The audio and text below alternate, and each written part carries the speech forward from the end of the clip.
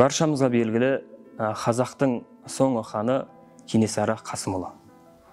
Осы Кенесарының өзінің екінші әйелі Жаңыс деген кісі болады. Сол екінші әйелінен Сыздық. Оны да олын жақсы білсек керек, өйткені ол бүткіл өмірін осы қазақ үшін жұмсап, барша жігерін төккен сұлтандардың бірі болған. Сол екінші әйелінен туылған Сыздықты бір күні Кенесары Қасымұлы өзінің нөкерлерімен бірге ертіп серуенге шығады. Осы серуен барысында ұлына қарап, ұлы ол кезде Сыздық енді ғана ақ пен қараны танып келатқан кез еді дейді. Яғни толығымен жетіліп бітпеген нәресте деп айтсақ та болады. Сонда баласының ойын білейін деп, баласына бір тәрбие берейін деген мақсатпен ба, баласына қарап, өскенде кім болғың келеді деп сұрақ қояды ғой. Сонда Сыздық екі ойланбастан, еш мүдірместен әкесіне тік жанармен қарап, мен Наурызбай көкем сияқты қол бастайтын сондай бір батыр болғым келеді деп жауап берген екен. Сөйтіп Кенесары баласына қарап, ішінен риза болғандай қарайды дағыны, бірақ баласына бір сынақтан өткізу үшін, онда сен дейді, елдің арасында бізге бір батырлығыңды дәлелде дейді. Ол батырлығың қалай болады? Қанжарын қынабынан суырып алып, жерге қадап, топырақпен үйетті баласына айтады. Сен кішкене ұзақтау жерден осы қанжарға қарай жүгіріп келіп, бүткіл кеудеңді осы қанжарға қарап төсеуің керек дейді. Сонда қасындағы нөкерлері, мынау қандай кісі өзінің баласын осындай бір аяушылық танытпай өлімге қиятын деп ойланып қалады. Сонда бала ойланып тұрып, мен ең алғашқы батырлыққа деген сынағым осы болса, осыған бел буайын деп жаңағы жүгіріп келетін мәре жаққа қарай жүре бастайды. Баласы артқа қарап кетіп бара жатқанын пайдаланып, Кенесары Қасымұлы сол кезде қанжарды алып, топырақты ғана үйіп қойған екен. Сонда ғана нөкерлердің жаңағы жүректері орнығып, Кенесары Қасымұлының тапқырлығына дән риза болды дейді. Сөйтіп Сыздық жаңағы діттеген жеріне жетіп, қанжарға қарай барлық ынтасымен ерлігін көрсету үшін жүгіреді екен. Жүгіріп келіп, толық денесімен жаңағы үйіліп тұрған, енді қанжар деп ойлап жатыр ғой, әкесін алып тастаған білмейді. Қанжардың үстіне жаңағы жығылады. Жығылып, ергескенде 2-3 рет бір домалап кетті. Сөйтіп барып, жерге барып құлады дейді. Сонда әкесі дән риза болып, баласын көтеріп алып, дәлелдедің, ер жігіт екенсің, менің артымнан қалатын, осындай елін ойлайтын, жаңа ұрпағымды жалғастыратын текті тұқым барлығына дән ризамын деп батасын берген екен де жаңа баласына. Міне осындан Кенесары Қасымұлының баласына берген тәрбиесін айқын көріп жатырмыз.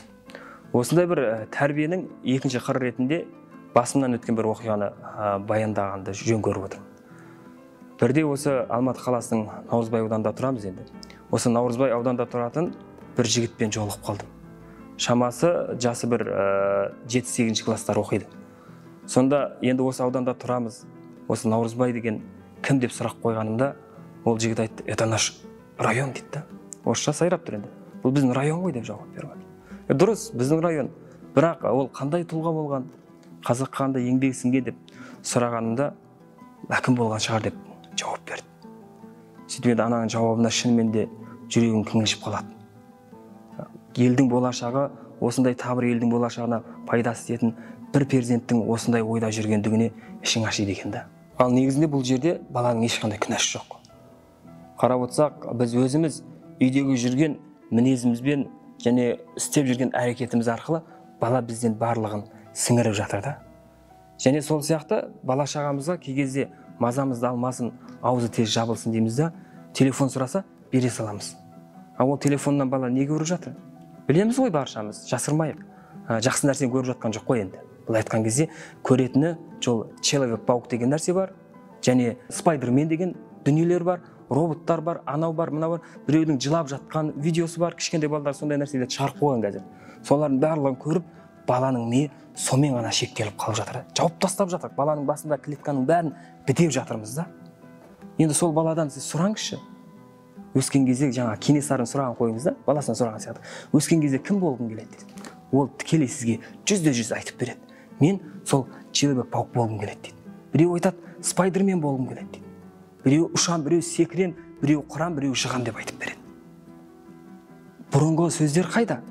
Бұрын қалай жауап беретін? Бала шағаңыз сұрайтын болса. шынымен ақиқат қой. Кезінде сонда бір енді ғылым алға шығып аспанға космостар ұшып жатқан кезде, менің атым Қожа деген киноны көретін болсаңыз, сонда Қожа ойланады ғой. Адамдардың барлығы мені аспанға лақтырып көтеріп жатса, мен сондай космонавт болсам деп армандайды да. Бала шағадан сол кездегі балдардан сұрайтын болса, кім боласың, кім болғың келсе, космонавт болғым келеді, дәрігер болғым келеді. Сондай бір ұлы, маңызды, елге пайдасы тиетін бір тұлғаларды таңдап айтатын да. Ал тәуелсіздікпен бірге туған балдарын сұрайтын болса, біздің кезімізде мектептің кезінде сұрады ғой, кім болғың келеді десе, енді тәуелсіздікті аңсап, сусаған халықтың балдары ол кезінде әрқайсысы президент болғым келеді деп жауап береді. Қай дәуірде неге мұқтаждық туатын болса, бала соған бейімделеді.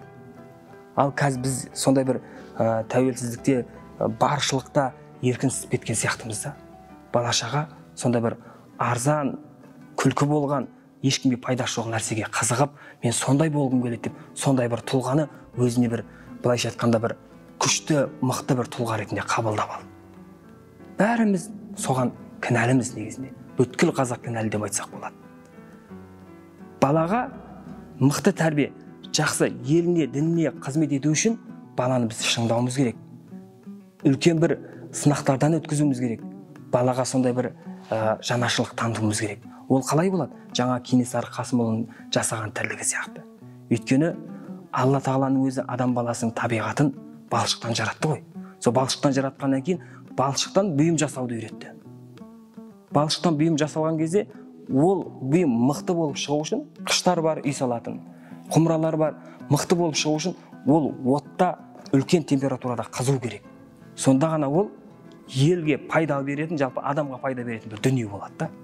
Ал енді біздің баламыз елге пайдасын тигізсін, өзіміз мақтанайық дейтін болса, ол баланы солай шыңдауымыз керек, пісіруіміз керек. Ал оны қалай пісіреміз? Жыласа телефонды беріп пісіреміз бе? Керісінше оның болмайтындығын үйретіп, сол Спайдермен, Человек-пауктарға қарағанда өзіміздің Наурызбай, Қабанбайларымызды айтатын болсақ, 100% ол баланың сіз ешқашан артымнан бір мені еске алмайтын бала қалдырып баратын деп ойламайсыз. Дініне де, еліне де, ұлтына да қызмет ететін сондай бір тұлғаны қалдырып жатырғаныма шүкір деп өзіңіз тамсанып өтесіз. Ал енді сондаған жетуіміз үшін осы тәрбиені біз жібін тізіп алуымыз керек. Біз кімді тәрбиелеп жатырмыз және кімге тәрбиелеп жатырмыз. Осыны ара жігін ажыратып алатын болсақ, қоғамға пайда келтіретін тұлғаны қалыптастырады екенбіз. Алла Тағала баршамызға разы болсын.